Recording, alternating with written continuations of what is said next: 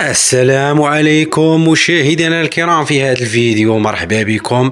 واحد الطريقة زوينة غادي نشاركها معكم، انه بالنسبة اللي كيكون خدام بالرولو بحال هاد الشكل وكيطيح عليك الرش وكيبرزطك.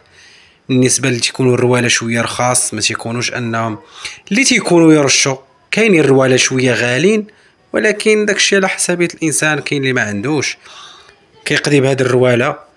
يعني هاد الطريقة هادي راه جد فعالة وجد مجربة، انك كتجرو مزيان وكيولي في واحد الزاوية، لانه تيولي بعيد عليك وكتخدم وانت مرتاح بحال هاد الشكل هذا.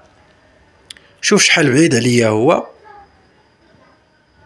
صافي وكتخدم مرتاح. هانت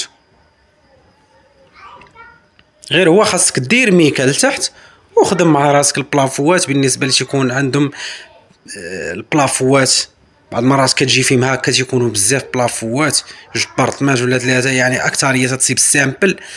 خاصك تخدم وانت مرتاح.